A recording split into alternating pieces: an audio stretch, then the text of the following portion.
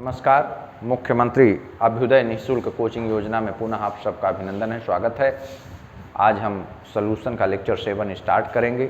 Lecture 6 तक हम लोगों ने पढ़ा था और लेक्चर 6 में हम लोगों ने ये पढ़ा था कि कंसंट्रेशन यूनिट्स क्या होती हैं, कंसंट्रेशन यूनिट कितने प्रकार की होती हैं और कौन कौन टेम्परेचर डिपेंडेंट होती हैं, कौन कौन टेम्परेचर इंडिपेंडेंट होती हैं। तो मैंने आपको ये बताया था कि जो वॉल्यूम रिलेटेड कंसंट्रेशन यूनिट्स हैं वो टेम्परेचर डिपेंडेंट होती हैं और जो वॉल्यूम रिलेटेड नहीं हैं वो कंसंट्रेशन इंडिपेंडेंट हैं। जैसे मोलल्टी है, मोलल्टी में मास है तो मास टेम्परेचर के बढ़ाने घटाने से प्रभाव नहीं पड़ता है उस पर, मास पर कोई there is no effect of the temperature on the mass of the solution.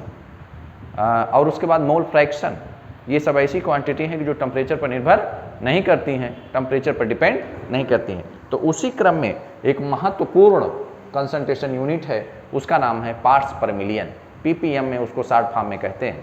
तो पीपीएम की आवश्यकता कब पड़ती है, पीपीएम की ज़रूरत कब पड़ती है?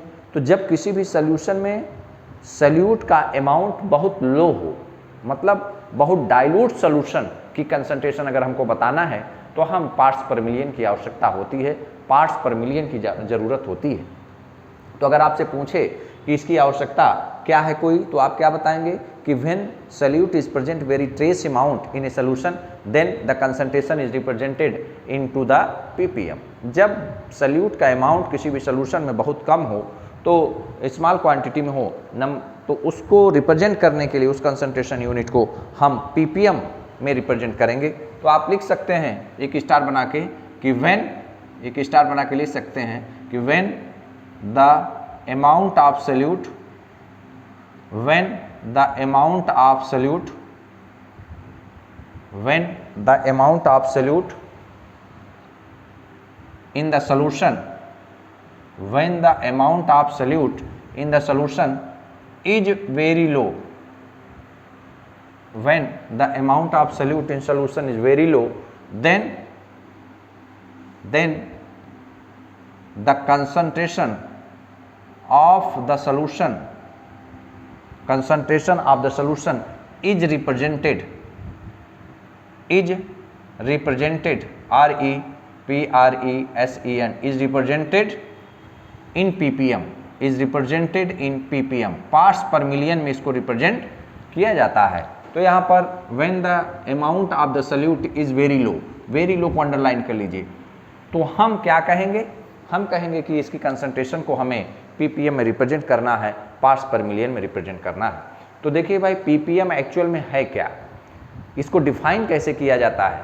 तो किसी भी सॉल्यूशन को ले लीजिए और उस सॉल्यूशन के 10 की पावर 6 पार्ट करिए बाई मास, मतलब उसका 1 पार्ट, 2 पार्ट, 3 पार्ट, 4 पार्ट, 5, ऐसे करते करते कोई एक सॉल्यूशन ले लिया। ये हमारे पास कोई एक सॉल्यूशन है और इस सॉल्यूशन, यहाँ पर सॉल्यूशन भरा गया है, ये देखिए मैंने ऐसे भर दिया, इसको सॉल्यूशन को फिलअप कर दिया, ये सॉल्यूशन है। तो इसके कई पार्ट आप बनाइए, 1 part, 2nd part, 3rd part, 4th part, 5th, तो ऐसे ऐसे करते करते कितने पार्ट? 10 की पावर 6 पार्ट्स, 10 की पावर 6 पार्ट। तो 10 की पावर 6 पार्ट्स में सॉल्यूट का जितना अमाउंट प्रेजेंट हो that is known as the PPM. मतलब कि number of parts of solute, number of parts of solute present in the 10 की power 6 part of the solution. इस सॉल्यूशन का कितना भाग करना है? 10 की पावर 6 भाग करना है, मतलब 1 भाग, 2 भाग, 3 भाग, 4 भाग, 5 भाग, 6 भाग, 7 भाग, 8 भाग, ऐसे ऐसे ऐसे ऐसे कितने पार्ट करने हैं? 10 की पावर 6 पार्ट। तो ऐसे कंसंट्रेशन यूनिट को हम पीपीएम कहेंगे। तो भाई एक बार मैं पुनः बता दे रहा हूं कि किसी भी सॉल्यूशन के 10 की पावर 6 पार्ट में सॉल्यूट के जितने पार्ट प्रेजेंट हों, मतलब आप उसको डिवाइड करते करते करते करते उसका 10 की पावर 6 पार्ट, 10 लाखवां भाग आपने लिया और उस 10 लाखवें भाग में ये देखा कि सॉल्यूट कितना प्रेजेंट है, उसका कितना पार्ट प्रेजेंट है सॉल्यूट का, तो that part of the solute which is present in the 10 की power 6 part of the solution is known as the PPM concentration unit. तो लिख सकते हैं number of parts of solute present in the 1 million part of the solution, 1 million बराबर 10 लाख, यही 1 million भी है, यही 1 मिलियन कहलाता है, 1 मिलियन। और 1 मिलियन बराबर आप लोग जानते होंगे 10 लाख, LAKH 10 लाख। मतलब किसी भी सोल्यूशन के 10 लाखवें भाग में सल्यूट का जितना अमाउंट प्रेजेंट हो, that amount is known as the ppm concentration. तो अगर लिखना हो तो हम डबल कामा में लिख सकते हैं कि नंबर ऑफ, यहाँ पर लिख लीजिए, number of parts of solute, number of parts of solute present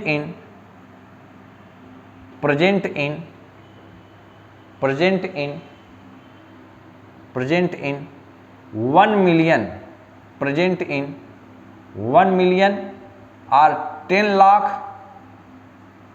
or 10 की power 6 parts of the solution, 10 की power 6 parts of the solution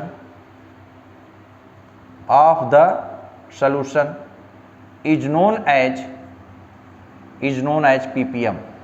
double entry का close, number of parts of the solute present in 10 की power 6 part of the solution का 10 की power 6 part हमने किया और उसके 10 लाख में 10 की पावर 6 का मतलब 1 मिलियन, 1 मिलियन बराबर 10 लाख। उस सोल्यूशन के कितने भाग किया हमने? 10 लाख भाग किया, 1 भाग, 2 भाग, 3 भाग, ऐसे 900। इसके बाद 10 लाखवें भाग को लिया तो 10 लाखवें भाग में जो भी प्रेजेंट हो solute, that is known as ppm concentration. तो 1 million is equal to 10 lakh is equal to 10 की पावर 6 पार्ट। तो ppm को रिप्रेजेंट करने का 3 तरीका है। पहले नंबर पर हम ppm W/W ले सकते हैं, जैसे कि जब हम कंसंट्रेशन यूनिट स्टार्ट किए थे तो मैंने आपको ये बताया था कि W/W क्या होता है, weight of the solute present in gram in the 100 gram of solution. फिर मैंने W/V बताया था कि amount of solute in gram present in the 100 ml of solution. फिर मैंने आपको बताया था मोल बाई मोल, मतलब सल्यूट का mole upon total number of moles in the solution into 10 की पावर 6। तो इसका मतलब कि ppm को रिप्रेजेंट करने का 3 तरीका है। पहले नंबर पर ppm W/W, दूसरे नंबर पर ppm W/V और तीसरे नंबर पर ppm मोल बाई मोल। तो इसको हम लोगों को मेंशन करना है, लिखना है। तो देखिए भाई कैसे लिखेंगे हम लोग, तो शॉर्टकट तरीके से लिखना है। तो ऐसे लिख लिया जाए, यहाँ पर आपने लिखा ppm, यहाँ पर लिखा ppm का मतलब parts per million, parts per million, या आप इसको कैपिटल भी लिख सकते हो, ppm पार्ट्स पर मिलियन। तो इसके कितने भाग भाई? इसके 3 भाग हैं, फर्स्ट, सेकेंड और क्या, थर्ड। तो पहले नंबर पार्ट पे ppm W/W, इसको कैसे डिफाइन किया जाता है? ppm W/W को डिफाइन किया जाता है ppm W/W। तो wait of solute in gram W/W, इसका मतलब सल्यूट का वेट अपॉन सोल्यूशन का वेट। ऑलरेडी हम लोग इसको स्टडी कर चुके हैं। तो ppm W/W का मतलब कि weight of salute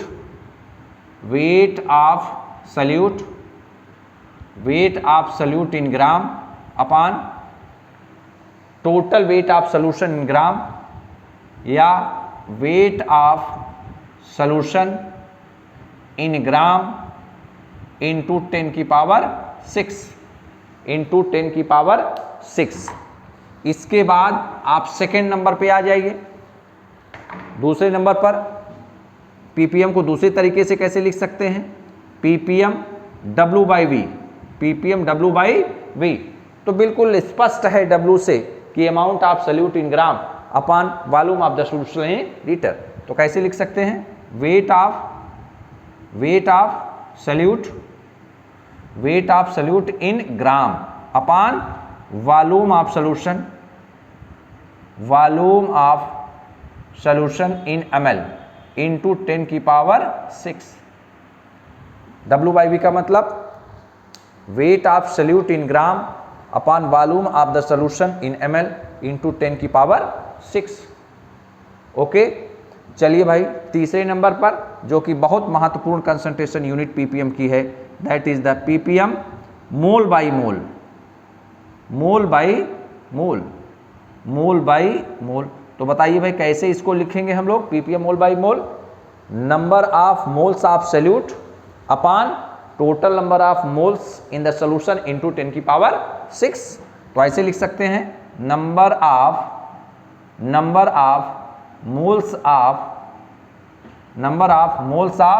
solute, number of moles of solute, total number of moles in the solution, total number of moles in solution, total number of moles in solution into 10 की power 6। तो आपके पास 3 फार्मूले हैं ppm के, बोलो भाई। पहले number पे ppm w बाई w, दूसरे नंबर पे ppm w बाई v, तीसरे नंबर पे ppm मोल बाई मोल। तो w बाई w का मतलब weight of solute in gram, weight of solution in gram into 10 power 6। दूसरे नंबर पे w weight of solute in gram, volume of solution in ml into 10 power 6। ppm mole by मोल का मतलब number of moles of solute, total number of moles in the solution into 10 की power 6। तो भाई यहाँ पर ध्यान दीजिएगा कि ppm है, ppm का मतलब पार्ट्स पर मिलियन। तो पार्ट्स पर मिलियन अगर w बाई w है तो सॉल्यूट या कंपोनेंट का mass upon total mass of solution.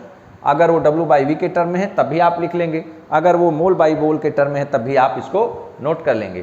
तो भाई जितनी भी कंसंट्रेशन यूनिट्स हैं जो वॉल्यूम डिपेंडेंट हैं, तो all volume dependent concentration units वो क्या है, टेम्परेचर डिपेंडेंट। तो इसको हम लोग लिख लें, क्योंकि ये बार बार हमसे बोलता है कि ऑल स्टार बना के लिख लीजिए या नोट बना के लिख लीजिए कि all volume dependent, all star बना के लिखिए, स्टार बना के लिखिए, स्टार बना के all volume related, all volume जितना वॉल्यूम से related concentration, all volume related concentration units, all volume related concentration units, all volume related concentration units are the temperature dependent, are the temperature TEMPERAT temperature dependent, DEPENDENT temperature dependent. तो जितना volume related concentration unit हैं वो temperature dependent है। तो भाई बेहद important है। तो कंसंट्रेशन यूनिट्स हमारे पास 2 टाइप की हैं। तो पहले नंबर पे कंसंट्रेशन यूनिट्स हमारे पास 2 टाइप की हैं। पहले नंबर पे हम लोगों ने जो टेम्परेचर डिपेंडेंट उसको पढ़ा था, और दूसरे नंबर पे टेम्परेचर इंडिपेंडेंट इसको पढ़ा था ना। तो टेम्परेचर डिपेंडेंट में all volume related, all volume related, और इसमें क्या था कि जो वॉल्यूम पर निर्भर ना करे। तो यहाँ वॉल्यूम डिपेंडेंट में जैसे नॉर्मलिटी आपने लिया था, जैसे नॉर्मलिटी आपने लिया था, W बाई V भी लिया था, B बाई V लिया था। तो ये सब वॉल्यूम पर निर्भर करती है कंसंट्रेशन यूनिट। और चूंकि टेम्परेचर बढ़ाने पर वॉल्यूम एक्सपेंड करेगा, टेम्परेचर कम करने पर वॉल्यूम कॉन्ट्रैक्ट करेगा। इसका मतलब टेम्परेचर का वॉल्यूम पर प्रभाव पड़ता है, इसलिए कंसंट्रेशन यूनिट्स भी टेम्परेचर डिपेंडेंट होती हैं जो वॉल्यूम पर निर्भर करती हैं। तो इसके बाद यहाँ तक आप लोगों ने लिख लिया। इसके बाद हम लोग डिस्कस ये करेंगे कि जैसे ppm है, तो ppm का दूसरा भाई एक है, उसका नाम है ppb।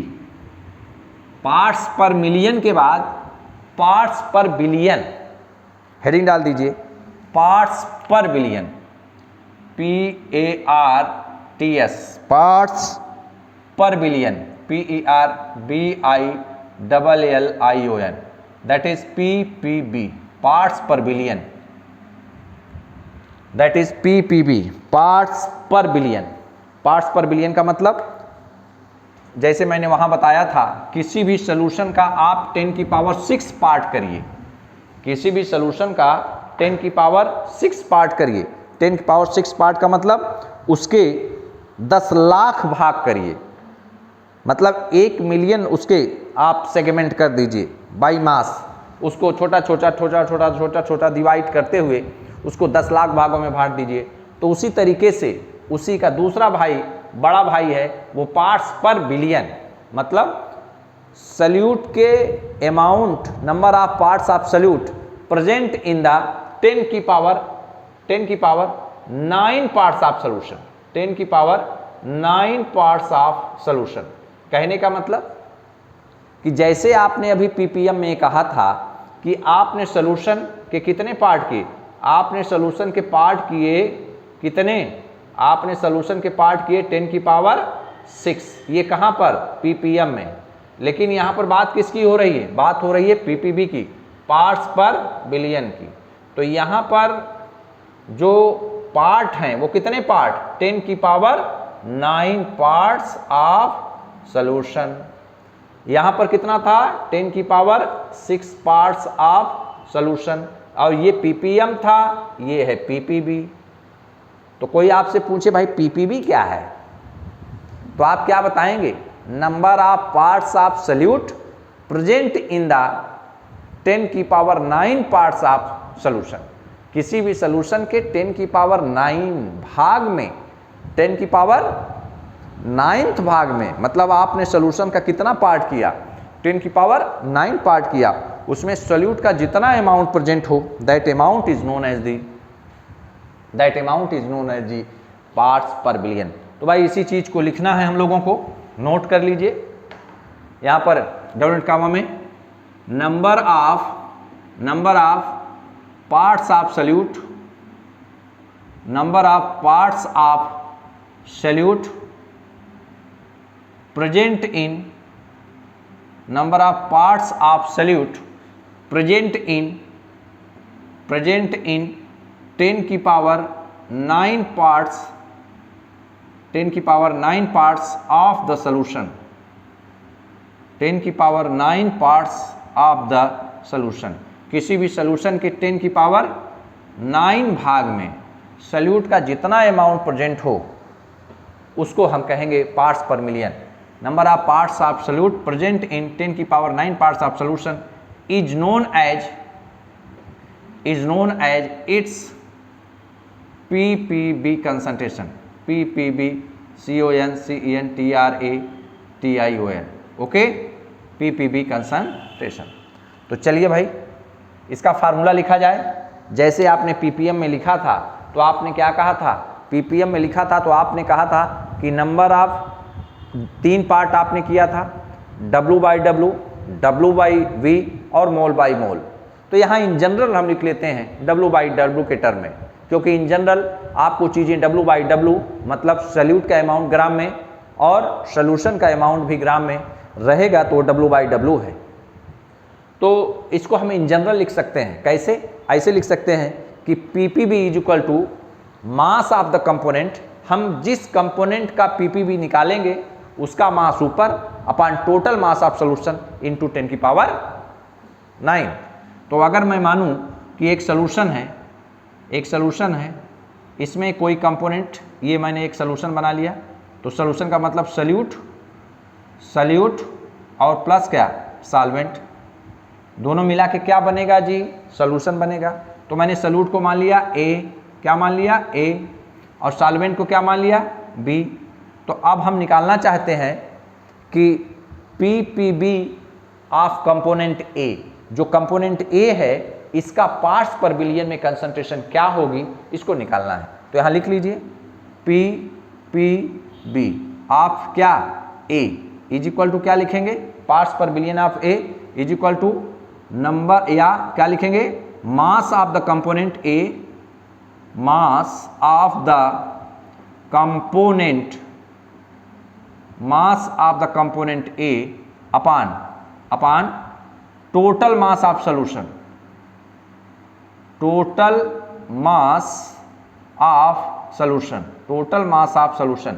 यहाँ आप लोगों ने इसको नोट कर लिया होगा। यहाँ पर 2 चीज़ें हैं, 2 कंपोनेंट हैं, सॉल्यूट और सॉल्वेंट, ये सॉल्यूशन बना हुआ है। तो इसको मैं रफ कर देता हूँ यहाँ से। तो यहाँ पर किस चीज़ से मल्टीप्लाई किया जाए भाई, यहाँ मल्टीप्लाई किया जाए 10 की पावर 9। तो ये आपका पीपीबी है कंपोनेंट A का। लेकिन अगर कोई कहे कि पीपीबी आप कंपोनेंट B, जो यहाँ पर बनाया था आपने कि इस सॉल्यूशन में 2 कंपोनेंट हैं, कंपोनेंट A और component B, component A solute है, कंपोनेंट B सॉल्यूशन सॉल्वेंट है, तो अगर बी का कंपोनेंट आपको निकालना हो, बी कंपोनेंट का पीपीबी निकालना हो, तो mass of the component B upon total mass of solution into 10 की पावर 9।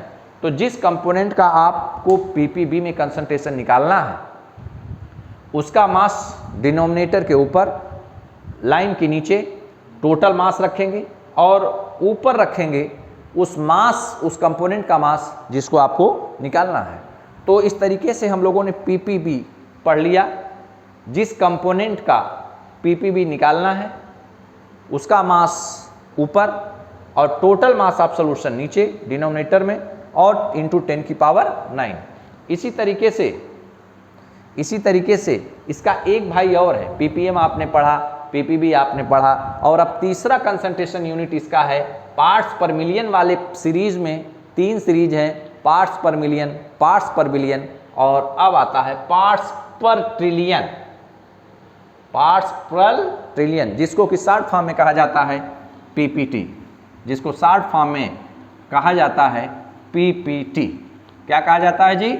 इसको शॉर्ट फॉर्म में कहा जाता है पीपीटी, पार्ट्स पर ट्रिलियन। इसको कहा जाता है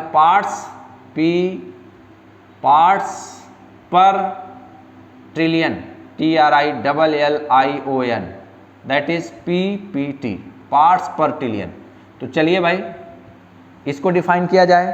तो सबसे पहले नंबर पर आपने डिफाइन किया था पीपीएम, जिसमें आपने कहा था कि सॉल्यूशन के 10 की पावर 6 पार्ट करिए और उसके 10 की पावर 6 पार्ट में 10 लाखवें भाग में सॉल्यूट का जितना पार्ट प्रेजेंट हो that is known as the PPM concentration. दूसरे नंबर पर किसी भी सॉल्यूशन का कितना पार्ट करिए? 10 की पावर 9 पार्ट करिए। 10 की पावर 9 पार्ट में सॉल्यूट का जितना अमाउंट प्रेजेंट हो वह उसकी पीपीबी कंसंट्रेशन कहलाती है, पार्ट्स पर बिलियन कंसंट्रेशन कहलाती है। और तीसरे नंबर पर अब बात क्या किसकी आती है जी? पीपीटी की। तो बस आपने 6 में 3 बढ़ाया तो 9 हुआ और 9 में 3 बढ़ा दीजिए तो 12 हो जाए। कहने का मतलब किसी भी सॉल्यूशन का आप कितना पार्ट करना है? किसी भी सॉल्यूशन का 10 की पावर 12 पार्ट करना है। किसी भी सॉल्यूशन का 10 की पावर 12 पार्ट करना है। 10 की पावर 12 10 की पावर 12 पार्ट करना है और 10 की पावर 12 पार्ट में सॉल्यूट जितना प्रेजेंट हो that is known as the concentration of the solution in PPT. तो कैसे लिखना है? 10 की पावर 6, अगर कहीं 10 की पावर 6 लिखा हो तो आप समझ जाएंगे ना कंसंट्रेशन में, तो पीपीएम है, ppm.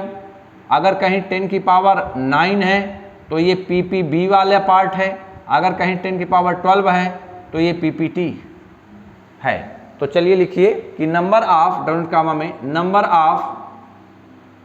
Of parts of solute, number of parts of solute, number of parts of solute present in,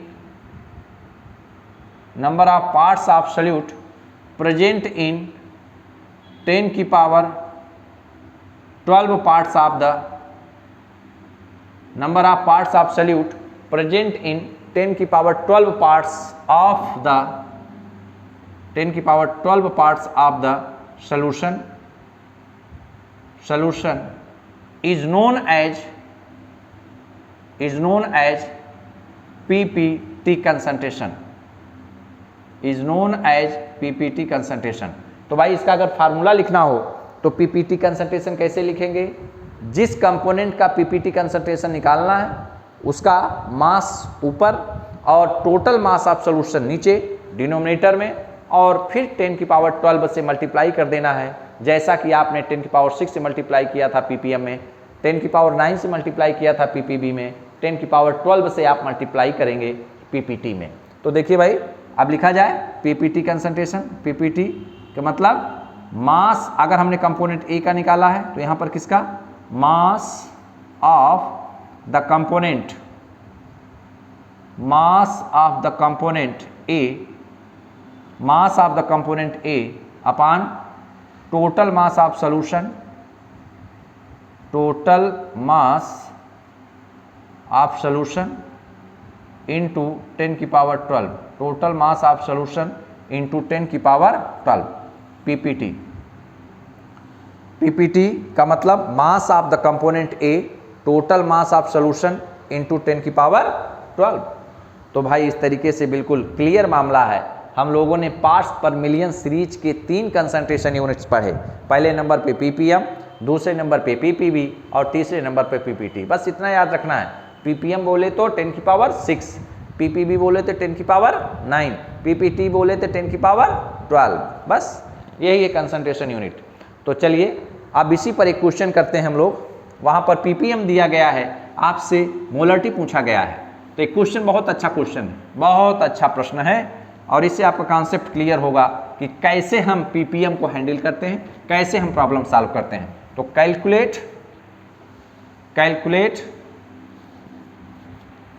calculate molarity of calcium carbonate. Question लिखिए, calculate calculate the molarity of MOLARITY, calculate the molarity of calcium carbonate, calculate the molarity of calcium carbonate aqua solution, calculate the molarity of calcium carbonate aqua solution, calcium carbonate aqua solution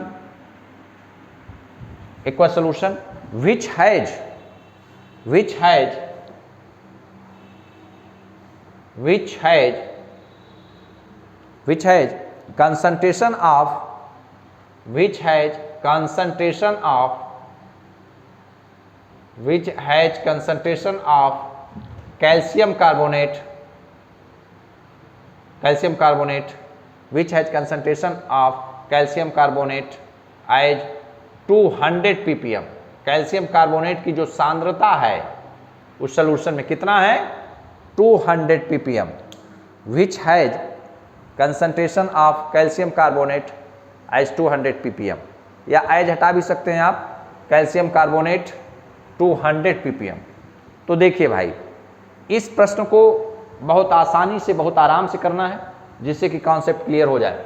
हमको molarity पूछ रहा है हमसे, तो molarity is equal to, हमारे पास formula क्या होता है, सब बच्चे बताएंगे। Molarity is equal to number of moles of solute, upon volume of the solution in litre, volume of solution in litre. Molarity is equal to number of moles of solute upon volume of the solution in litre. तो भाई मोल निकाला जाए पहले, किसके मोल, calcium carbonate के मोल। Solute तो यही है भाई, कैल्शियम कार्बोनेट। प्रश्न ये है कि कैल्शियम कार्बोनेट को डिजॉल्व किया गया है वाटर में, कैल्शियम कार्बोनेट को CaCO3 को किस में डिजॉल्व किया गया है, कैल्शियम कार्बोनेट को डिजॉल्व किया गया है पानी में, H2O में डिजॉल्व करके एक सोल्यूशन बना दिया गया है।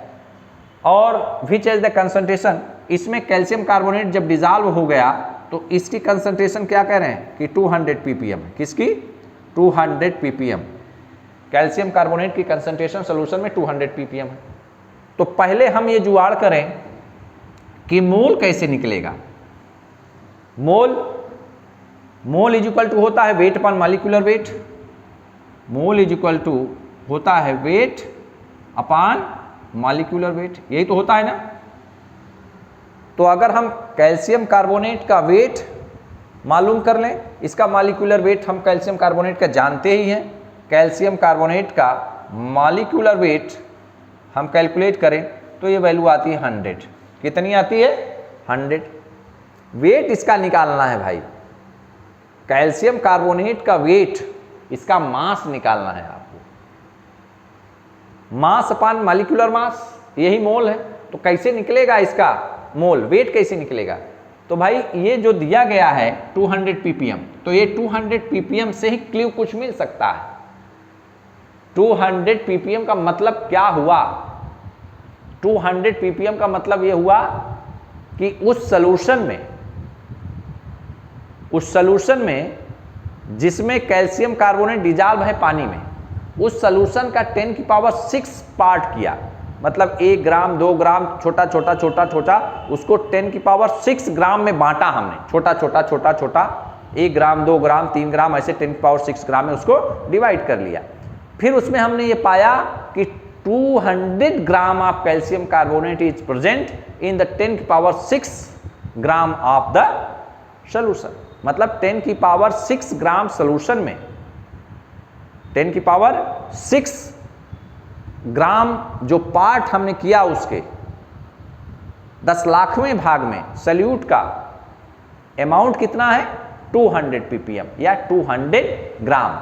मतलब कहने का कैसे लिख सकते हैं कि 200 gram of calcium carbonate, 200 ppm का मतलब मैं समझा रहा हूं भाई।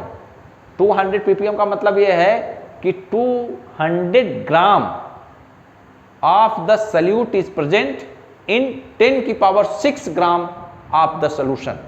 किसी भी सोल्यूशन के 10⁶ 10,00,000वें भाग में सल्यूट का कितना अमाउंट प्रेजेंट है? सल्यूट का अमाउंट प्रेजेंट है 200 ग्राम। तो इसको अगर लिखा जाए तो कैसे लिखा जा सकता है? कितना कैल्शियम कार्बोनेट का कंसंट्रेशन? कैल्शियम कार्बोनेट कितना दिया गया है 200 ppm, 200 ppm। तो कैसे, इसका मतलब क्या है? इसका मतलब क्या है कि 200 gram of calcium carbonate, 200 gram of calcium carbonate is present in the 10⁶ part of या 10⁶ gram of solution, 10⁶ gram of solution. बोलिए भाई, 200 gram of calcium carbonate is present in the 10⁶ gram of solution. तो wait मालूम हो गया ना, कितना है कैल्शियम कार्बोनेट का वेट? कैल्शियम कार्बोनेट का वेट सोल्यूशन में 200 ग्राम। तो आराम से मोल निकल सकता है ना। तो यहाँ पर मोल वेट कितना? वेट 200 ग्राम। और मॉलिक्यूलर वेट कैल्शियम कार्बोनेट का कितना है जी? 100 है। तो यहाँ पर हम 2 निकाल लिए। क्या निकाल लिए? मोल। मोल इज इक्वल टू 2 मोल। अब मेरा काम आसान, देखिए यहाँ पर हम 2 रख देंगे और अब volume of the solution in litre निकालना है। मामला उलझ रहा है भाई, मामला उलझ रहा है, मामला उलझ रहा है। तो 200 gram of calcium carbonate is present in the 10⁶ gram of solution. और यहाँ पर सॉल्वेंट, यहाँ पर वच H2O है, 10⁶ ग्राम ऑफ H2O। मतलब कि जो पानी है जिसमें कैल्शियम कार्बोनेट को डिजॉल्व किया गया है उसका हमने 10⁶ पार्ट किया है। 10⁶ वाले पार्ट में सल्यूट 200 ग्राम प्रेजेंट है। तो हमने मोल निकाल लिया 2 मोल। अब volume of the solution in litre कैसे निकलेगा? ये हमारे पास फार्मूला होता है D = m/v। मतलब D = m/v। डेंसिटी अगर हम रो से लिखें या D से लिखें, घनत्व बराबर द्रव्यमान बटे आयतन। हमको चाहिए वॉल्यूम, तो V = क्या होगा? m/ρ। यही होगा ना। मतलब डेंसिटी सोल्यूशन का is equal to mass solution का, वॉल्यूम सोल्यूशन का, यही चाहिए। तो वॉल्यूम सोल्यूशन का निकालने के लिए मास of the solution upon density of the solution. मास कितना है सोल्यूशन का जी? सोल्यूशन का मास कितना है?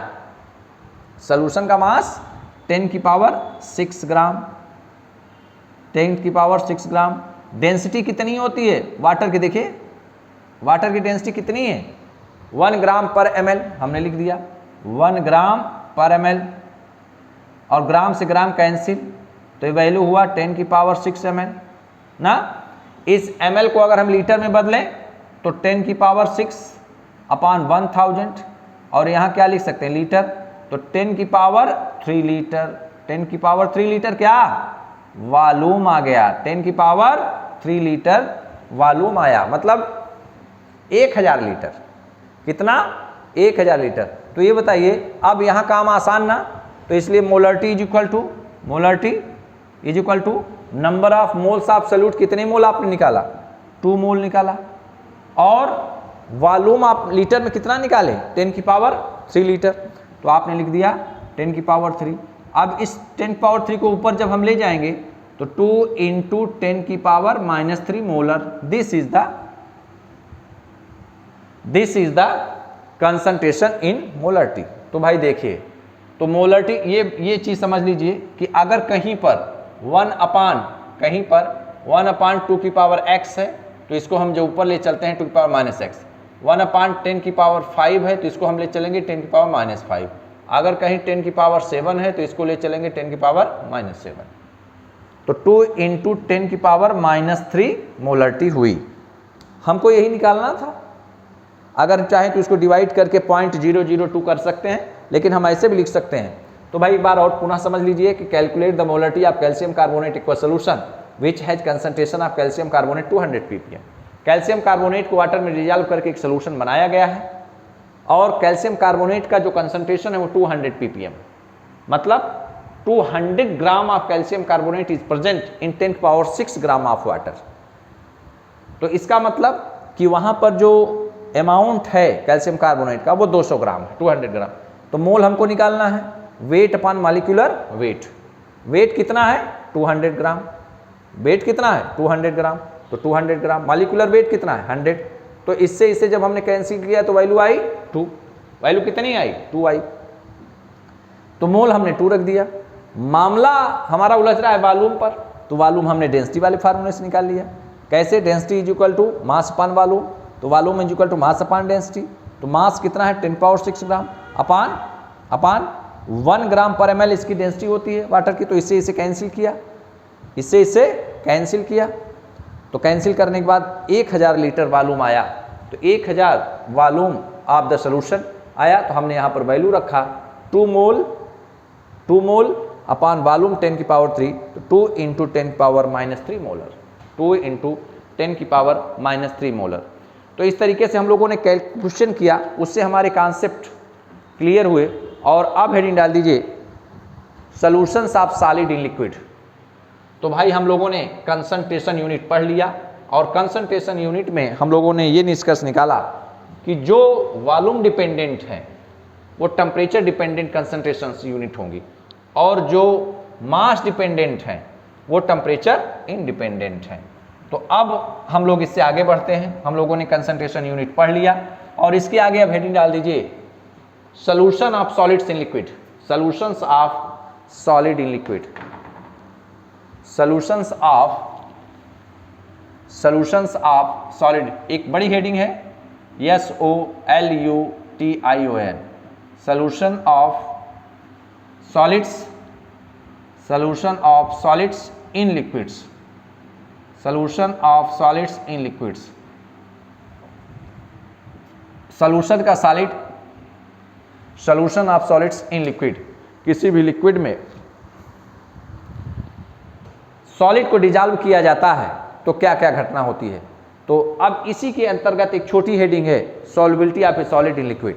एक छोटी हेडिंग इसी में डालिए, ये एक बड़ी हेडिंग थी और इसी में छोटी हेडिंग डालिए solubility, SOLUBILITY, solubility of A solid, solubility of A solid in liquid, solubility of a solid in liquid, solubility of a solid in liquid। ये एक हेडिंग है भाई, solubility of a solid in liquid।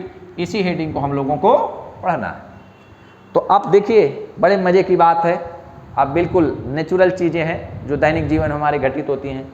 अच्छा, कोई भी एक proper हमारे पास liquid हो, मान लीजिए पानी, तो पानी में अगर हम चीनी को घोलते जाएं तो जब किसी भी सॉल्यूट को किसी लिक्विड में आप कंटिन्यूअसली घोलते जाते हैं तो वो घुलता जाता है ना।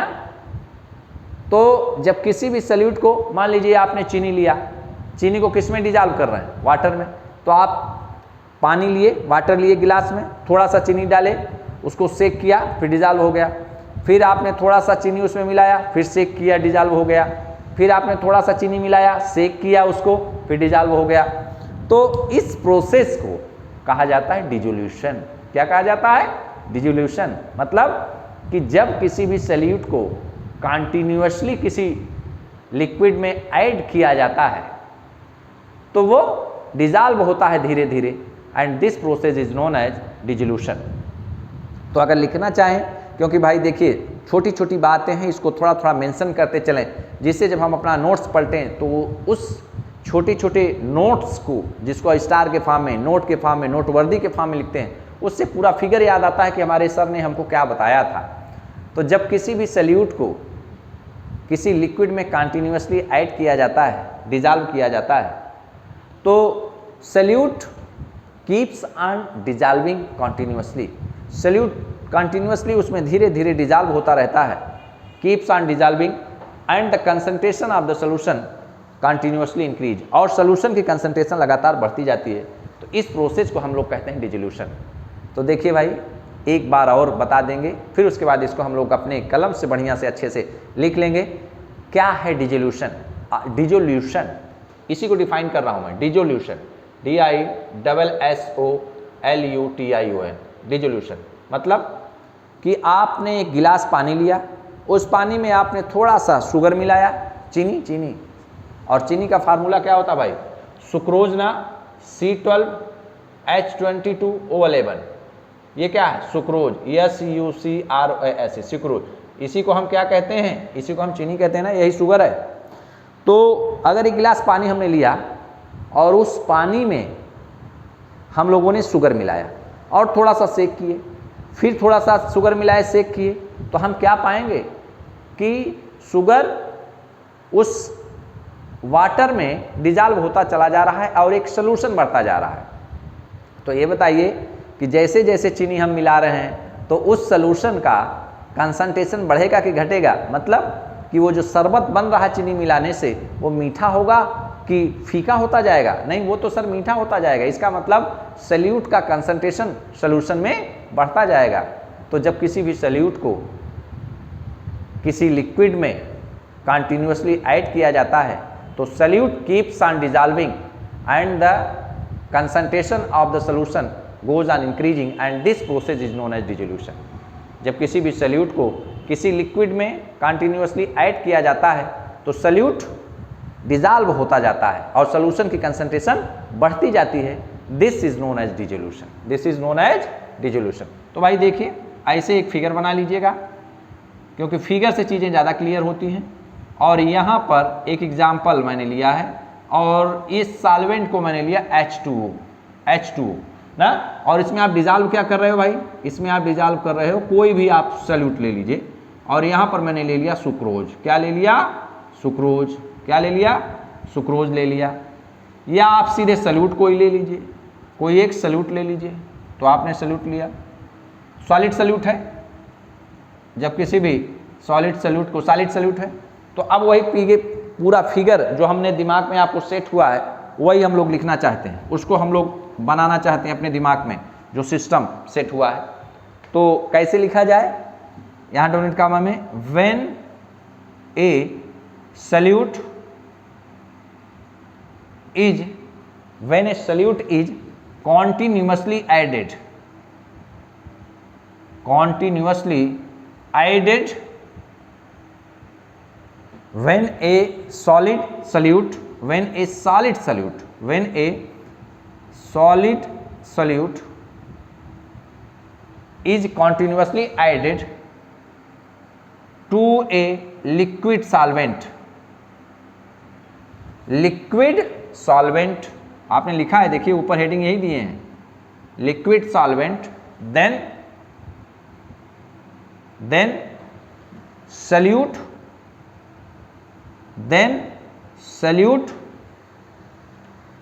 keeps on dissolving। सल्यूट अपने आप को क्या करेगा? डिजॉल्व करेगा। Then solute keeps on dissolving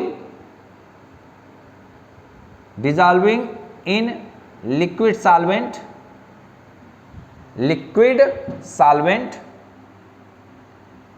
and the concentration of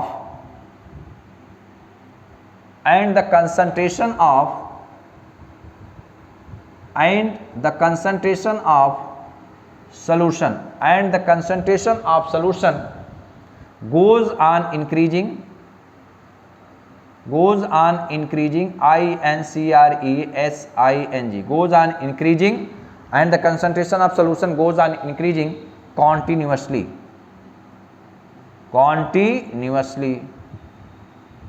this is known as dissolution. This phenomenon is known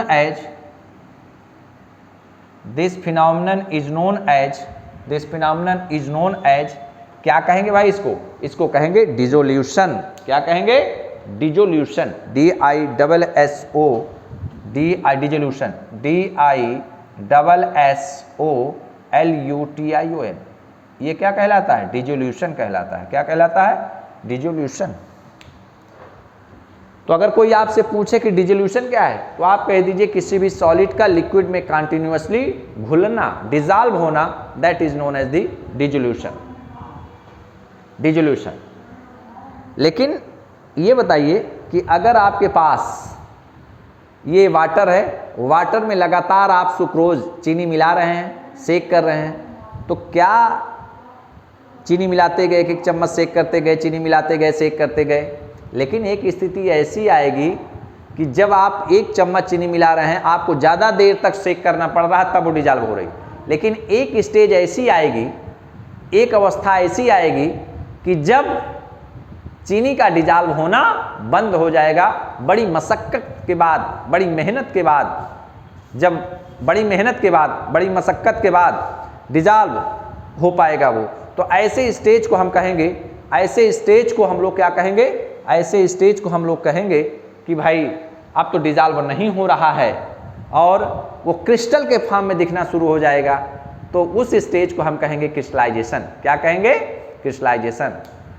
तो यहाँ पर लिख सकते हैं, इसी के नीचे मेरे पास तो जगह नहीं, आप लोग एक एरो बनाएंगे ऐसे, आप लोग एक एरो बनाएंगे ऐसे, ऐसे एक एरो बनाएंगे ना, और एरो बनाने के बाद क्या लिखेंगे कि अल्टीमेटली एक ऐसी स्टेज आएगी, ultimately a stage is reached when, एक ऐसी स्टेज आएगी कि जब सल्यूट के पार्टिकल का उस सॉल्यूशन में डिसोल्यूशन बंद हो जाएगा, खत्म हो जाएगा।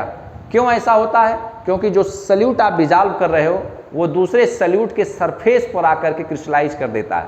तो यहाँ पर जैसे आपने एरो बनाया है, तो यहाँ पर लिखिए कि अल्टीमेटली, इसी के बाद लिखिएगा, मेरे पास जगह यहाँ है, ultimately ULTIMATELY, ultimately a stage is reached, ultimately a stage is reached, ultimately a stage is reached, ultimately a stage is reached when, ultimately a stage is reached when no more solute is dissolved, when no more solute is dissolved, जब बहुत अधिक salute उसमें dissolve नहीं किया जा सकता। Because, ऐसे arrow बनाइएगा फिर, because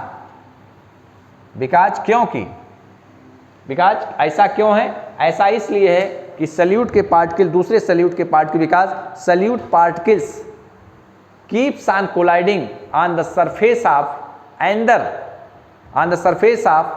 ender solid solute particles, और उसके बाद ये सेपरेट आउट हो जाते हैं सॉल्यूशन से, और इस फिनोमेना को हम क्या कहते हैं? Because the solute particles, because the solute particles collides, COLLOID, collides with the surface of, because the solute particles collide with the surface of another solid solute particles and separate out from the solution, and separates out from the solution, separates out from the solution. और इस figure, इस घटना को क्या कहा जाता है पता है? This is the crystallization, this is the crystallization, CRYSTALLI, this is known as the crystallisation.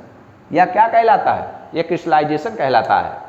मतलब कि no more solute to dissolve because the rate of dissolution और रेट ऑफ क्रिस्टलाइजेशन दोनों बराबर हो जाते हैं, और इस स्टेज को कहा जाता है, इस स्टेज को कहा जाता है dynamic equilibrium stage. No more, इसके आगे लिखना कि this process is known as crystallization. तो भाई दो बातें मैंने बताया कि जब सल्यूट को मैं प्रॉपर किसी सॉल्वेंट में डिजॉल्व कर रहा हूँ तो धीरे धीरे सल्यूट डिजॉल्व होता है, घुलता जाता है, कंसंट्रेशन सॉल्यूशन की बढ़ती जाती है, इसको हम कहेंगे डिजोल्यूशन। तो ये डिजोल्यूशन होता रहेगा, लेकिन एक ऐसी स्टेज आएगी कि जब सल्यूट का डिजॉल्व होना बंद हो जाएगा। तो जब सल्यूट का डिजॉल्व होना बंद हो जाएगा तो हम क्या कहेंगे, हम कहेंगे कि अब एक सल्यूट का पार्टिकल दूसरे सल्यूट के सरफेस पर कोलाइड करके सेपरेट आउट हो जा रहा है, तो इस फिनोमेनन को हम कहेंगे क्रिस्टलाइजेशन। और क्रिस्टलाइजेशन पर रेट ऑफ डिजोल्यूशन और रेट ऑफ क्रिस्टलाइजेशन दोनों बराबर हो जाते हैं, इसीलिए no more solute is dissolves because the rate of crystallization and rate of dissolution दोनों का जो रेट है वो बराबर हो जाता है। मेरे पास जगह नहीं है, आप लोग इसके नीचे एरो बना के लिखिएगा, इसके नीचे लिखिएगा कि no more solute is dissolve, no more solute is dissolve, no more solute is dissolve. Crystallization अगर हो गया तो no more solute is dissolve because rate of dissolution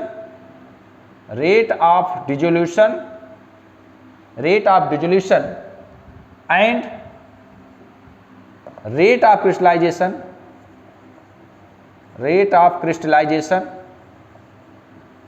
of crystallization becomes equal to each other, दोनों एक दूसरे के बराबर हो जाते हैं, दोनों एक दूसरे के क्या हो जाते हैं भाई, बराबर हो जाते हैं। मतलब कि सल्यूट को किस में डिजॉल्व किया गया, सॉल्वेंट में डिजॉल्व किया गया, बन क्या रहा है, सॉल्यूशन, और सॉल्यूशन तो यहाँ पर this is known as the dynamic equilibrium, और इस इक्विलिब्रियम का नाम है डायनेमिक इक्विलिब्रियम। इसका नाम है सल्यूट प्लस सॉल्वेंट, और ये क्या बनाता है, solution. This solution at this stage is known as saturated solution. तो भाई ये स्टेज ऑफ इक्विलिब्रियम है, क्या है, stage of equilibrium, stage of EQUILIBRIOM। तो जब नो मोर सल्यूट डिजॉल्व, जब और अधिक सल्यूट डिजॉल्व न किया जा सके तो this solution is known as saturated solution. इस सॉल्यूशन को हम क्या कहेंगे, saturated solution, SATURAD, saturated solution. Saturated solution का मतलब क्या है भाई, सैचुरेटेड सॉल्यूशन का मतलब है no more solute is dissolve. तो अब हम लोग सैचुरेटेड सॉल्यूशन पे आ गए, संतृप्त विलयन पे आ गए, तो एक छोटी सी हेडिंग डाल दीजिए और इसी सैचुरेटेड सॉल्यूशन को एक स्पष्ट भाषा में लिख लिया जाए। हेडिंग डाल दीजिए सैचुरेटेड सॉल्यूशन, हेडिंग डाल दीजिए saturated solution, SATURAD, saturated solution. तो सैचुरेटेड सॉल्यूशन क्या है भाई, कि जिसमें और अधिक सल्यूट किसी भी कीमत पर न घोला जा सके, जब तक कि टेम्परेचर आप बढ़ाएं ना, टेम्परेचर आप इंक्रीज ना करें, तो एक गिवन टेम्परेचर पर अगर no more solute is dissolve then that solution is known as saturated solution. तो यहां लिखिए कि no more, if no more solute is dissolve, if no more solute is dissolved, if no more solute is dissolved at a given temperature, if no more solute is dissolved at a given temperature, then the solution is known as saturated solution, saturated solution. संतृप्त विलयन भाई, जिसमें no more solute is dissolve, if no more solute is dissolve eight A given temperature, then the solution is known as saturated solution. और इसी के नीचे अब heading डाल दीजिए unsaturated solution. Unsaturated solution, unsaturated solution. तो अनसैचुरेटेड सोल्यूशन क्या होते हैं कि more and more solute is dissolve. अनसंतृप्त, असंतृप्त, more and more solute is dissolve, more and more solute is dissolved at a given temperature, at a given temperature, at a given temperature। मतलब एक ऐसा solution जिसमें अधिक से अधिक solute आप dissolve कर सकें, तो more and more solute is dissolve eight A given temperature, तो then the solution is known as, then that solution is known as, then that solution is known as unsaturated solution, unsaturated solution, then that solution is known as unsaturated solution। तो देखिए भाई, आज हम लोगों ने start किया कि किसी भी सॉलिड को जब हम लिक्विड में डिजॉल्व करते हैं तो कौन सी घटना होती है। मैंने कहा कि ये प्रोसेस डिसोल्यूशन है। तो कंसंट्रेशन यूनिट आज हम लोगों ने फिनिश किया, और उसके आगे हम लोगों ने पढ़ा कि किसी भी सॉलिड सोल्यूट को जब सॉल्वेंट में डिजॉल्व, लिक्विड सॉल्वेंट में डिजॉल्व किया जाता है तो वहाँ डिसोल्यूशन होता है। डिसोल्यूशन एक समय के बाद रुक जाता है, क्रिस्टलाइजेशन होने लगता है। क्रिस्टलाइजेशन क्यों होता है कि एक सोल्यूट का पार्टिकल दूसरे सोल्यूट के पार्टिकल के सरफेस पर टक्कर करके सेपरेट आउट हो जाता है, इसको क्रिस्टलाइजेशन कहते हैं। तो धीरे धीरे हमने देखा कि जो रेट ऑफ क्रिस्टलाइजेशन है और रेट ऑफ डिसोल्यूशन दोनों एक दूसरे के बराबर हो जाते हैं। यह एक इक्विलिब्रियम की स्टेज है, और इस स्टेज पर और अधिक सोल्यूट को घोला नहीं जा सकता है, तो इसको हम कहेंगे सैचुरेटेड सोल्यूशन। लेकिन और ऐसे सोल्यूशन जिसमें अधिक से अधिक सोल्यूट घोले जा सके उसको हम अनसैचुरेटेड कहेंगे। भाई आपने पानी लिया, पानी में चीनी मिलाते जा रहे हैं, सेक करते जा रहे हैं, सेक करते जा रहे हैं, तो जिसमें और अधिक से अधिक घोला जा सके वो अनसैचुरेटेड सोल्यूशन है। लेकिन जब आपने चीनी का घुलना बंद हो गया, बड़ी मुश्किल से घुल रहा है बहुत डिजॉल्व करने के बाद, तो कहेंगे भाई अब ये सैचुरेट हो गया है, इसमें अधिक से अधिक आप सोल्यूट नहीं घोला, कोई भी सोल्यूट, थोड़ा भी अमाउंट में सोल्यूट इसमें घोला नहीं जा सकता है, तो सैचुरेटेड सोल्यूशन है। और जिसमें अधिक से अधिक सोल्यूट घोला जा सके उसको हम अनसैचुरेटेड सोल्यूशन कहेंगे एट ए गिवन टेम्परेचर। तो आज मैं इस लेक्चर को यहीं फिनिश करता हूं, तब तक के लिए अलविदा, नमस्कार।